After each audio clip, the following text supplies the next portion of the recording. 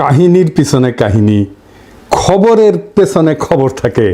আপনারা সকলেই জানেন বাংলাদেশের সাথে আমেরিকার সাফল্যজনক বাণিজ্য চুক্তি চূড়ান্ত হয়েছে এবং এর ফলে বাংলাদেশের উপর প্রেসিডেন্ট ট্রাম্প 35% থেকে শুল্ক 20% নামাইয়ে নিয়ে আসছে। এর পেছনে কি কাহিনী আর এই খবরের কি মানে বাংলাদেশের জন্য, সেটা নিয়ে আজকে কথা বলবো। খলিল ভাইকে যখন জাতীয় নিরাপত্তা উপদেষ্টা করা হলো তখন চারিদিক দিয়ে কি হাউকা, উনি নিরাপত্তার কি বুঝেন? এবার বুঝ, নিরাপত্তা কারে বলে? খাদ্য নিরাপত্তা আমাদের জাতীয় নিরাপত্তার 1 নম্বর অগ্রাধিকার। খাদ্য কি মিলিটারি এলিমেন্ট নাকি রে বক্সোদ? আমেরিকা থেকে আমরা মোটা দাগে গম সোয়াবিন আমদানি করি, সেই সাথে কিছু পরিমাণে ভুট্টাও কিনি। খাদ্যবস্তু ছাড়া আমরা তুলাও আনি সেই দেশ থেকে। আমাদের গম আমদানির প্রধান উৎস হচ্ছে ইন্ডিয়া, তার সাথে আছে রাশিয়া আর ইউক্রেন। রাশিয়ার উপর আমেরিকার স্যাংশন আছে, সে কারণে ওখান থেকে গম আমদানি আর সম্ভব না। ইউক্রেনের তো যুদ্ধগ্রস্ত, সেখান থেকেও আমদানি সম্ভব না, আর আমদানির পরিমাণ অনিশ্চিত। বাকি থাকে ইন্ডিয়া। ইন্ডিয়া থেকে আমাদের খাদ্যদ্রব্য আমরা বিনা পয়সায় তো কিনি না, তাই না? তাও এর সম্পূর্ণ মূল্য আমরা পরিশোধ করি, তবু আমরা দেখতে পাই বাধা আরোপ করে, রপ্তানি বন্ধ করে দেয়। এমনকি চাল রপ্তানি বন্ধ করে দিছিল। শুধু তাই না, আবার কইয়া বেড়ায় হাঙ্গারে নাকি ওরা খাওয়ায়, খিলায়। ওরা না খেলালে নাকি আমরা চলতেই পারবো না, আমরা না খেয়ে মরবো। আমরা টাকা দিয়ে শুধু ভারতীয় পণ্য কিনলেই চলবে না, আমাদের কৃতজ্ঞ থাকতে হবে যে ইন্ডিয়া আমাদের বেচিচ্ছে। চিন্তা করেন, মানে ইন্ডিয়া আমাদের পঙ্গা মারবে, আবার টাকাও নিবে। বুঝেছাও? এটা হইতেছে ইন্ডিয়া। তো ওদের কাছ থেকে কেন কিনবো আমরা? ওদের ভোমা ভোমা ইন্ডিয়ান পেঁয়াজ ছাড়া চলিচ্ছে না আমাদের। এক সময় বলতো না ইন্ডিয়ান পেঁয়াজ ছাড়া আমাদের চলবে না, চলে, এখন চলিচ্ছে আমাদের পেঁয়াজ ছাড়া। ওদের ধরে চটাস করে থাপ্পড় মারবেন যারা এটা কথা বলতো এক সময়। ইন্ডিয়ান ফ্যাক্টরি যেগুলো বাংলাদেশে বানাইছে না, বন্ধ করো কয়ে দিলাম আগে, নয়তো ধানমন্ডি 32 নাম্বার কইরা দেবো, পরে আবার কয়েও না, সাবধান করি নাই। তার মানে ধরেন আমাদের যখন বিশেষ প্রয়োজন তখন এমন অবস্থা হইতে পারে যে ভারত আমাদের খাদ্য রপ্তানি বন্ধ করে দিচ্ছে। এই তো কয়েকদিন আগে পাকিস্তানের সাথে যুদ্ধের প্রাক্কালে আমরা দেখলাম যে ইন্ডিয়া পাকিস্তানের সিন্ধু নদীতে পানি প্রবাহ একতরফাভাবে বন্ধ করে দিছে, যে কাজটা পূর্বের কোনো যুদ্ধকালে সে করে নাই। অর্থাৎ পানিকে ভারত অস্ত্র হিসেবে ব্যবহার করেছে। ভারত যে ভবিষ্যতে খাদ্যদ্রব্যকে অস্ত্র হিসেবে ব্যবহার করবে না তার কোনো গ্যারান্টি আছে? তো জাউরা ও করবে না এমন কোনো কাজ নাই। আমি মোটামুটি নিশ্চিত আমেরিকা থেকে অধিক পরিমাণে খাদ্যদ্রব্য আমদানি করার সিদ্ধান্তের পিছনে প্রফেসর ইউনুস এবং খলিল ভাই এই ভাবনাটাকে বিশেষ বিবেচনায় রাখছেন। ফলে ইন্ডিয়া আমাদের প্রয়োজনের সময় খাদ্য রপ্তানি বন্ধ কইরা আমাদের উপরে চাপ দিতে পারবে না। এই একই কথা তুলা আমদানির ক্ষেত্রেও প্রযোজ্য। বাংলাদেশকে টাইট দেওয়ার একটা বড় অস্ত্র এভাবে ভারতের হাত থেকে নীরবে সরাইয়া নিছেন প্রফেসর ইউনুস আর ডক্টর খলিল। সাবাস, বাঘের বাচ্চা। এইবার আমাদের তো পার্টি সং বাজানো উচিত। এডিটর সাহেব একটা পার্টি সং দেন। আমার বিশ্বাস প্রফেসর ইউনুস আর ডক্টর খলিল এই কাজগুলা করেছেন বাংলাদেশের স্বার্থ বিবেচনা কইরা। ভারতের ক্ষতি করা তাদের অবশ্য উদ্দেশ্য ছিল না, কিন্তু ভারতের যেতে ক্ষতি হইল সেটা তারা সারা জীবন মনে রাখবে। একে তো খাদ্যদ্রব্য রপ্তানি হঠাৎ করে বন্ধ করে আমাদের মতো বাংলাদেশকে বিপদে ফেলায় ভারত তার হীন স্বার্থ আর কখনো হাসিল করতে পারবে না। সেই সাথে ভারত আরো একটা বড় ক্ষতি হইল, বাংলাদেশে তার যে খাদ্যদ্রব্য এবং তুলার মার্কেট সেটা এখন অনেক ছোট হয়ে যাবে। ভারতের সাথে আমাদের যে বিশাল বাণিজ্য ঘাটতি ছিল সেটা অনেকটাই কমে যাবে। অর্থাৎ বাণিজ্য ঘাটতি কমাইতে ট্রাম্প যেটা দুনিয়ার সঙ্গে প্রকাশ্যে করতেছেন, প্রফেসর ইউনুস আর খলিল ভাই ভারতের সঙ্গে তলে তলে সেই কামটাই সারলেন, কিন্তু কেউ সেটা আগে ভাগে আন্দাজ করতে পারলেন না। এটারে কয় চাপা মায়ের হয়, এটাতে কিন্তু সাউন্ড হয় না। একই সাথে আর একটা ঘটনা ঘটলো, কি সেটা? আমেরিকার কৃষি পণ্যের লবি হইতেছে সেই দেশের সবচেয়ে শক্তিশালী লবি, মানে এই সমস্ত প্রদেশ কৃষি পণ্য তৈরি করে সেই প্রদেশগুলোর যারা এমপি মিনিস্টার আর কি, বুঝছাও? আমরা 18 কোটি বাংলাদেশি সহজেই আমেরিকার কৃষি পণ্যের একটা বৃহৎ বাজারে পরিণত হইতে পারি। আমরা যদি আমেরিকার এই সমস্ত পণ্যের বড় ক্রেতা হই, তাহলে এই যে লবি, যে সমস্ত জায়গায় কৃষি পণ্য তৈরি হয় সেই সমস্ত প্রদেশের এমপি মিনিস্টার মন্ত্রী, এদের সাথে, এদের লবির সাথে আমাদের নিবিড় ঘনিষ্ঠতা হওয়া সময়ের ব্যাপার। আর আমেরিকার যেসব রাজ্য কৃষি পণ্য উৎপাদন করে সেখানকার রাজনীতিতে নির্বাচনে কৃষি লবি অনেকটা নির্ধারণী ভূমিকা পালন করে। ফলে এই সমস্ত রাজ্যের সিনেটর, কংগ্রেসম্যান, গভর্নরেরা কিছুকালের মধ্যে আমাদের পকেটে থাকবে, আমাদের হাতের মধ্যে থাকবে। আমি আশা করি আগামীতে যারা নির্বাচিত হবেন তারা এই বিষয়টা বিশেষভাবে যত্নের সাথে খেয়াল করবেন, এটাকে নারিশ করবেন, এটাকে পুষ্ট করবেন, এই সম্পর্কটাকে ধরে রাখবেন, আরো সমৃদ্ধ করবেন। আমেরিকায় ভারতের যে প্রভাব সেটা সে নিজের প্রয়োজনে বাংলাদেশের বিরুদ্ধে ব্যবহার করতে পারে।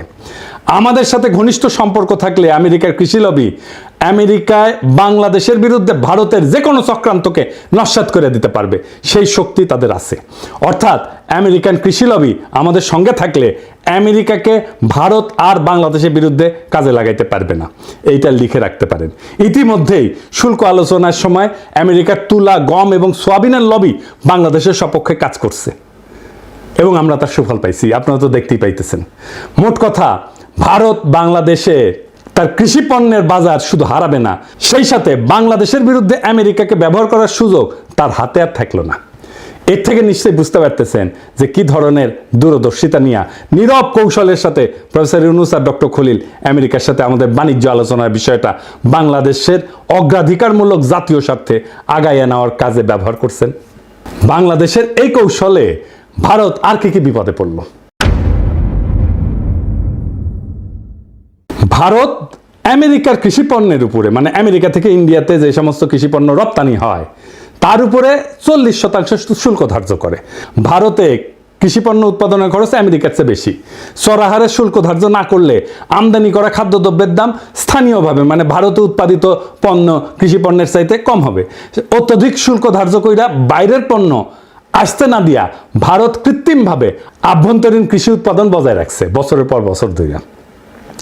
আমেরিকা কিন্তু বহুদিন ধরে ভারতকে শুল্ক কমানোর জন্য চাপ দিতেছিল, কিন্তু ভারত শুনে নাই। কারণ এতে ভারতের কৃষকেরা আন্দোলন করে শুরু করে দিবে, কৃষকের পণ্য বিক্রি হবে না। তো আমেরিকার সাথে ভারতের এইবারে শুল্ক আলোচনা ভেঙে যাওয়ার একটা প্রধান কারণ হইল ভারত কোনো অবস্থাতেই আমেরিকার কৃষি পণ্যের উপর শুল্ক কমাবে না, আর আমেরিকাও এই শুল্ক না কমাইলে ট্যারিফ কমাবে না। এখন বাংলাদেশ এই শুল্ক শূন্যে নামায় ফেলছে, শূন্য। তখন ট্রাম্প কসাই মোদিকে হেভি চাপ দিয়ে কইছে কিন্তু যে বাংলাদেশ শুল্ক শূন্যে নামাইতে পারছে, তুই কোন হরিদাস পাল যে তুই পারবি না। শুল্ক এবং অশুল্ক বাধা ব্যাপকভাবে না কমাইলে ভারত আমেরিকার কাছ থেকে কোনো ডিল পাবে না, লিখে রাখতে পারেন। ইতিমধ্যে প্রেসিডেন্ট ট্রাম্পের বাণিজ্য উপদেষ্টা ভারতকে আখ্যায়িত করছে মহারাজা অফ ট্যারিফ বইলা। দেখেছেন এটা? The math of this, every American needs to understand because it's related to the trade situation. You start with the fact that India is the Maharaja of tariffs. It's the highest tariffs in the world. তো ইন্ডিয়ার সমস্যা হইল কৃষি শুল্ক বিপুলভাবে কমাইলে সারা ভারতের কৃষক সমাজ একযোগে কসাই মোদির পাছার চামড়া তুলে ফেলবে। বুঝা দেখেন কসাই মোদি কি একটা পেজগির মধ্যে পড়েছে। ও কৃষি শুল্ক না কমাইলে ট্রাম্প $20 দিবি, ভারতের উপরে অলরেডি 25%-এর উপর আরো 25%, মোট 50% শুল্ক ধার্য কইরা ট্রাম্প ডলা দেওয়ার কাম শুরু করে দিছে। ডাবল ফোন মারা খাইছে। এডিটর সাহেব পার্টি সং হবে এবার, সাকবুম সাকবুম। হাসিনা জিতে যায় না, সাগর শুকায় যায়, ওই খালি ধ্বংস, অভিশাপ আর দুঃসংবাদ বইয়া নিয়ে আসে। প্রিয় ভারতবাসী, রাখেন, আরো বেশি দিন রাখেন, ডাইনিরে আশ্রয় দেন, আর অসাম্প্রদায়িক সেকুলার লিবারাল ফুন মারা খাইতে থাকেন। কি হইল এডিটর সাহেব, আপনি মাইন্ড করছেন মনে হয়, রাগিচ্ছেন কেন? হ্যাঁ, আমি মুখ খারাপ করেছি? আমি কথা কইনি তো, আমি ফোন মারার কথা কইছি। হ্যাঁ, ডাবল ফোন মারা মানে ইনকে করে ডাবল ফোন মারা খাবি। আর আমরা গান গামু, ও যখন ডাবল ফোন মারা খাবি না তখন আমরা গান গামু, তোমার কোন কোন জায়গায় ব্যথা গো বান্ধবী ললিতা। আবার অন্যদিকে ভারতের কৃষকেরা হাতে মুগুর নিয়ে অপেক্ষা করতেছে, কসাই মোদি কৃষি শুল্ক কমাইলে মুগুরের বাড়ি একটা মাটির পড়বি না। ইন্ডিয়ার কৃষকরা কিন্তু বেশিরভাগই শিখরা কিন্তু তলোয়ার নিয়ে চলে, বেশি তেরিবেরি করলে কল্যাণ নামে দিবি একেবারে। আমেরিকার সাথে বাণিজ্য শুল্কের বিষয়ে বাংলাদেশ যে কি পদক্ষেপ নিতে যাচ্ছে এবং ভারতের জন্য সেটা যে কি ক্ষতির কারণ হইতে পারে, এই বিষয়টা কিন্তু ভারত মার্চ মাসের মধ্যে টের পেয়েছিল। তখন থেকেই তারা এই ডক্টর খলিলের বিরুদ্ধে ক্রমাগত অপপ্রচার চালানো শুরু করছে। তাকে খেতাব দিছে ডেঞ্জারাস ম্যান হিসেবে। সে তো অবশ্যই ডেঞ্জারাস ম্যান, ইন্ডিয়ার জন্য অবশ্যই সে ডেঞ্জারাস ম্যান।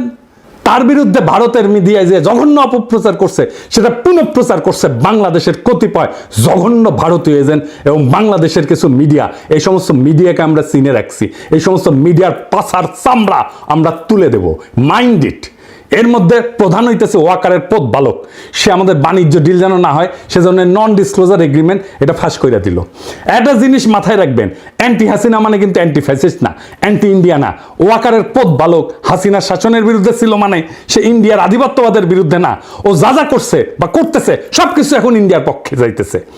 আমি আপনাকে একটা সিম্পল একটা এক্সারসাইজ দিই। হ্যাঁ, ধরেন আগামীর বাংলাদেশ কেমন হবে সেটা আমাকে যদি লিখতে বলেন, আমি লিখলাম। ধরেন কি লিখবো সেটা আপনারা বুঝতে পারেন না।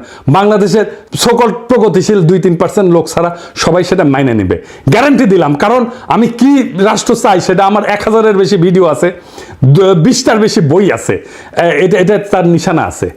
আর ওয়াকারের পথ বালক যে রাষ্ট্র বানাবে ওরে প্রস্তাব করতে বলেন সেই রাষ্ট্রে বাংলাদেশের সাধারণ মুসলমান থাকতে পারবে কিনা, ইমান আকিদা নিয়া।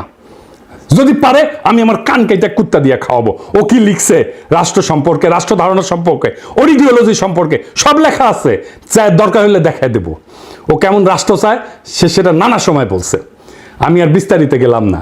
ওরে বাংলাদেশে স্পেস দেবেন না, ওরা সবসময় দাবরানির উপরে রাখবেন। ও বাংলাদেশের শত্রু, ও ইন্ডিয়ার একটা এজেন্ট, ও একটা ওয়াকারের পথ বালক। আপনি লক্ষ্য করছেন খলিল ভাই সমস্ত অপপ্রচারে পাত্তাই দেন নাই। উনি ঠান্ডা মাথার মানুষ, অবিচলভাবে তার কাজ চালায় গেছেন।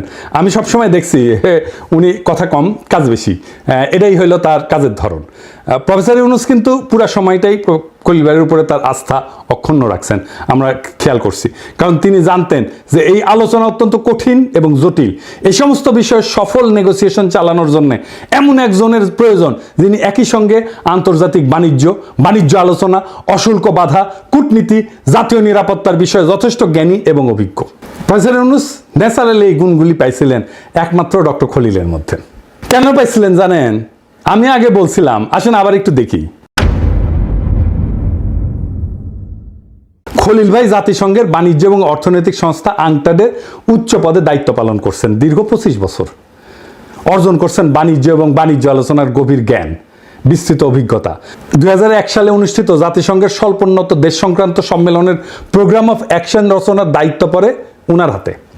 এই প্রোগ্রাম অফ অ্যাকশনের একটা বড় অর্জন ছিল স্বল্পোন্নত দেশগুলোর পণ্যসমূহকে ইউরোপিয়ান ইউনিয়ন কর্তৃক শুল্ক কোটাবিহীন অর্থাৎ duty free, quota free access দেওয়া, প্রবেশাধিকার দেওয়া।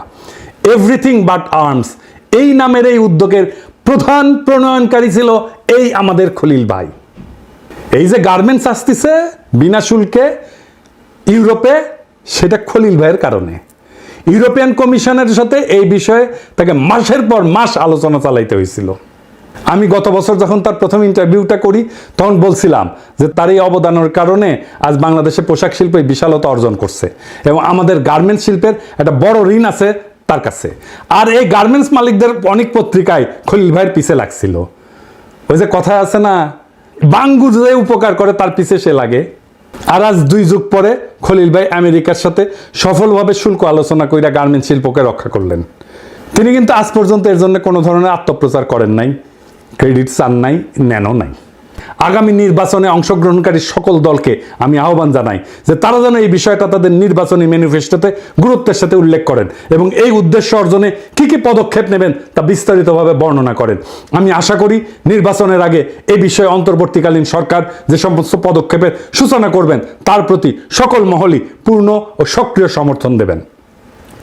সবশেষে একটা কথা না বললেই না, আমেরিকার সাথে বাণিজ্য আলোচনার এই দ্বিতীয় রাউন্ডের আগে খলিল ভাইয়ের বড় ভাই অসুস্থ হয়ে ঢাকার এভার কেয়ার হসপিটালে ভর্তি হন এবং তাকে লাইফ সাপোর্টে রাখা হয়। আমরা জানলাম, খলিল ভাইকে জানানো হইল এবং খলিল ভাই দ্রুত ওয়াশিংটন থেকে ঢাকায় আসেন ভাইয়ের পাশে দাঁড়ানোর জন্যে। এইরকম একটা অবস্থায় আলোচনার দ্বিতীয় রাউন্ড শুরু হয়। ওয়াশিংটনে দিনের বেলায়, বাংলাদেশ সারা রাত ধইরা খলিল ভাই অনলাইনে ওই মিটিংয়ে পার্টিসিপেট করতেন। একদিকে হাসপাতালে মৃত্যু পথযাত্রী বড় ভাই, অন্যদিকে 3টা-4টা রাত পর্যন্ত জায়গা খলিল ভাই নেগোসিয়েশন পরিচালনা করেন। কি অবস্থা দেখেন। আর এই খলিল ভাইকে নিয়ে কি করছে এই হারামজাদাগুলো সারা বাংলাদেশে। এই ফ্রেমওয়ার্ক এগ্রিমেন্টের 90 ভাগের উপরে ঐক্যমত হয় এই রাউন্ডেই।